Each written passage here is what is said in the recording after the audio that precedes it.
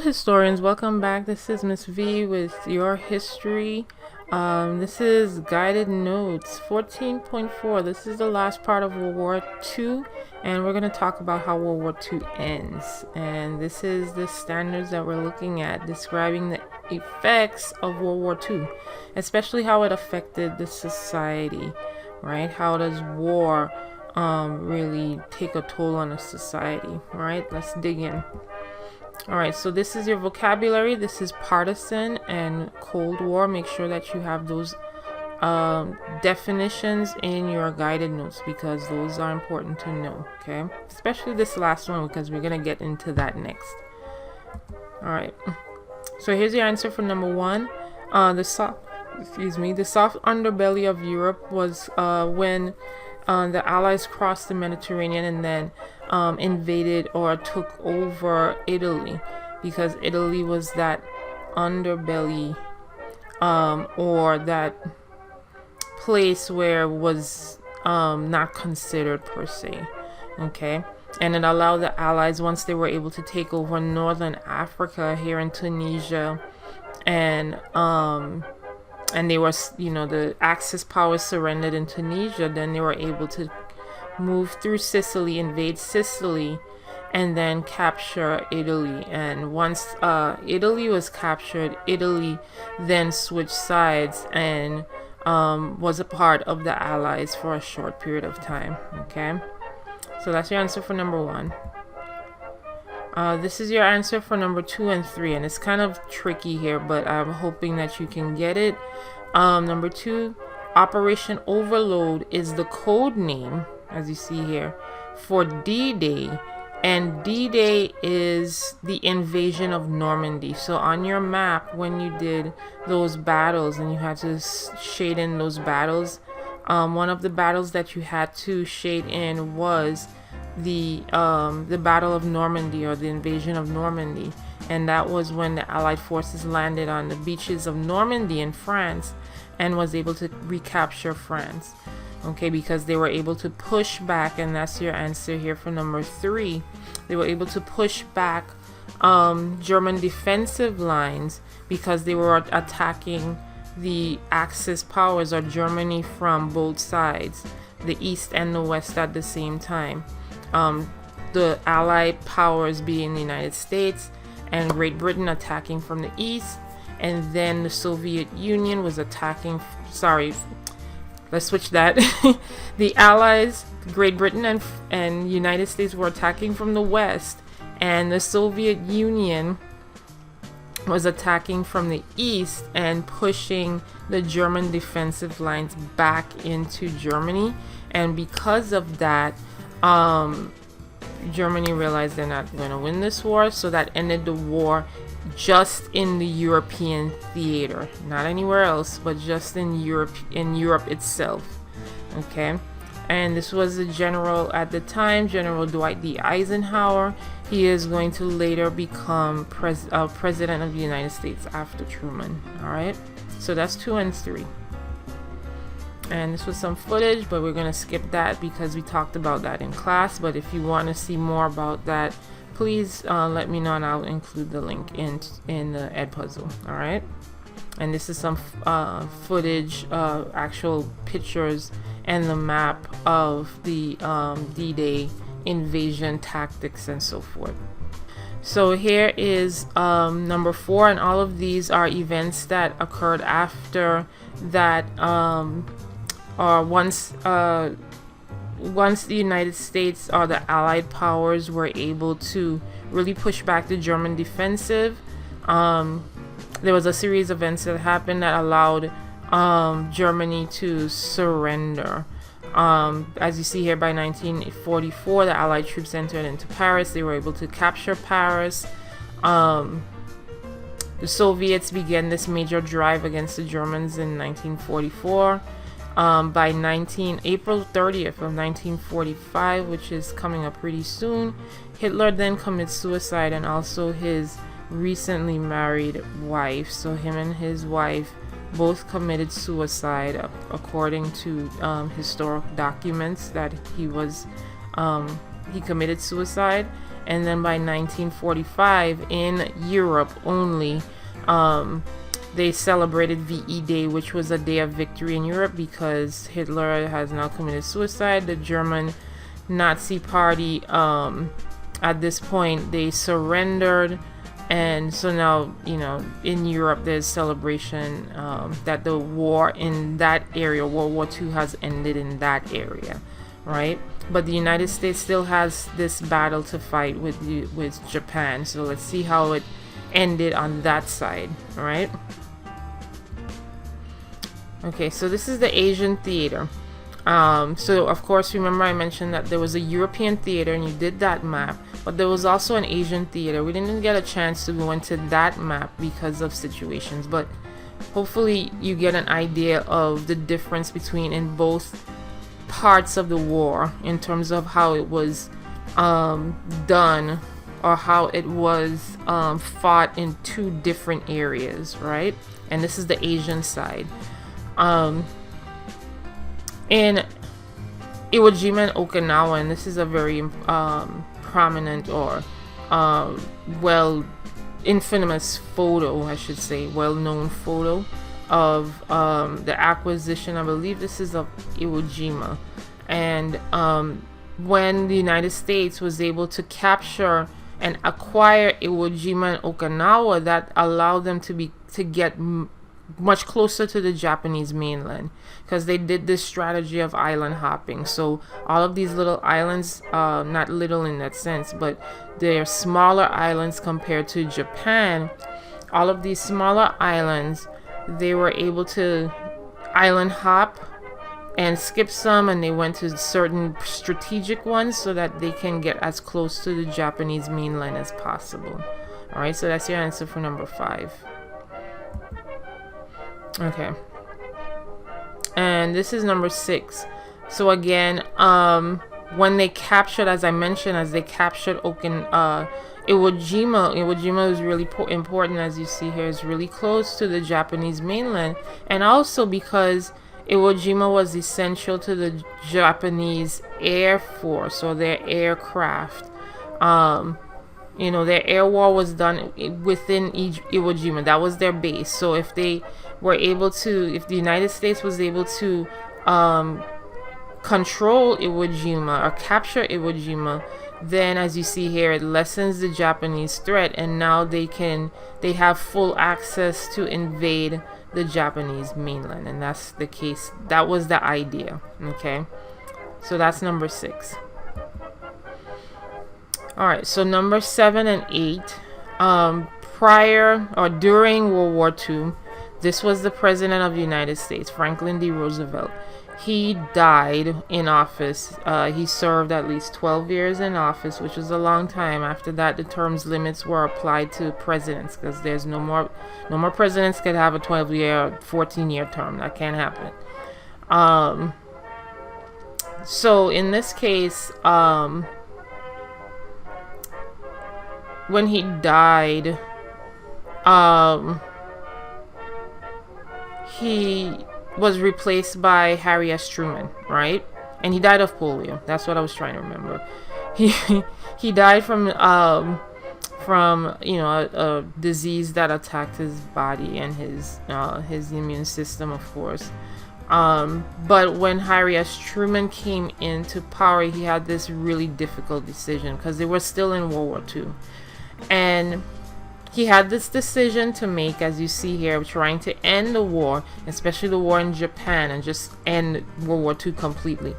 And he had to figure out whether he was going to go with this top secret project called the Manhattan Project, which was the development of the atom bomb, or should he just invade Japan and have his troops suffer, have our troops, U.S. troops, suffer dire consequences or heavy casualties, which means that, mothers, a lot of young men would not come home because they were doing an all-out frontal war, right? So he had that it's a hard decision to make. It's really hard to make.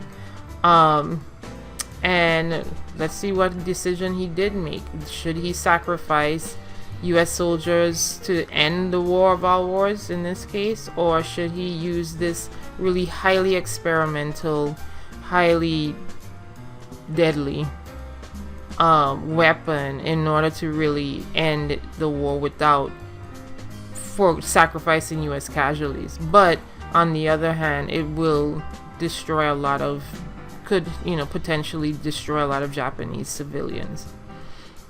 Tough decision, right? So let's see what he did. So this is number 9. As you see here, there were only 2 bombs, and they did not know how effective will be, but Truman decided to use these atomic bombs. And in 1945, as you see, August 6th and August 9th, Hiroshima and Nagasaki were both they were both bombed with an atomic bomb. The Enola Gay was the plane that dropped both bombs on Hiroshima and Nagasaki. As you see here, and this is estimated. This is just even an estimate. 120,000 people died, and I'm sure that's just on impact. We don't know the devastation and the numbers that it compares to when it comes to radiation blast, right? And the effects from the radiation blast on others in terms of developing things like cancers and so forth. But nonetheless, that was the decision that was made. And of course, these events, when, you know, the atomic bomb was dropped on Hiroshima and Nagasaki, that led to the end of the war, and Japan surrendered unconditionally, no qualms. Then they called 1945, as you see here in the United States, VJ Day, where that was the victory over Japan, and they signed the surrender documents. All right, so that's number 9. And as you see here, this is pictures of the atomic bomb blast. As you see here, this was the community before. I'm not sure if this is Hiroshima or Nagasaki. It could be could be Hiroshima. And this is after. As you see here, completely decimated. This is ground zero where it was dropped. Not a single piece of life or thrivery or anything like that, just completely destroyed and decimated, right? And as you see here, this is long-term effects. This is how, you know, civilians, people, you know, regular people with regular, you know, families and so forth, were affected by this deadly bomb, right? So, and if you remember, and this is a picture of, as you see here, Heidi K. Tojo, sorry, it's late. I'm gonna get mixed up with names when it's late, so yeah, just bear with me. So this is Tojo, and he's here to sign World War II surrender documents. And, you know, civilian casualties was big, especially for the Soviet Union, as you see here. And military deaths, as you see, right? A lot of military deaths and civilian deaths, especially in the Soviet Union and China, right? And this was a video of the Habikusha, those that were if affected by the bombing, or they were directly hit by the bombs in Japan. If you ever get a chance to see this, I'll try to place the link in Edpuzzle so that you can take a closer look or really listen in. It's interesting to hear from a survivor of the Hiroshima bombing, right? And I believe this one is number 10. Okay, so this is the Tehran Conference, and after World War II was officially ended, they had several conferences. This was the first one, the Tehran Conference, and the 3 allied nations, Stalin, Roosevelt, and Churchill. And this is a little, as you see here, this is 1943, actually. So it's a little bit before the war ends, and especially when Roosevelt is still around. So they're still talking and negotiating. and trying to come up with a final decision as to what they're going to do with Germany, right? But they all agreed that once they're able to capture Germany and get it subdued and what have you, that they were going to partition Germany in a north-south split, right? So that's up and down. Okay, and that was in 1943.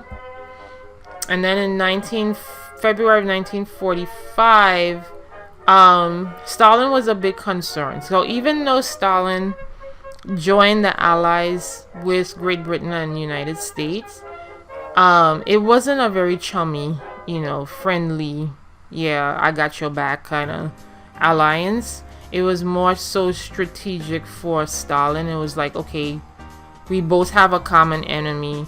We both can't stand Germany, right? Let's just get Germany out the way, and then we'll discuss whatever issues we have later, right?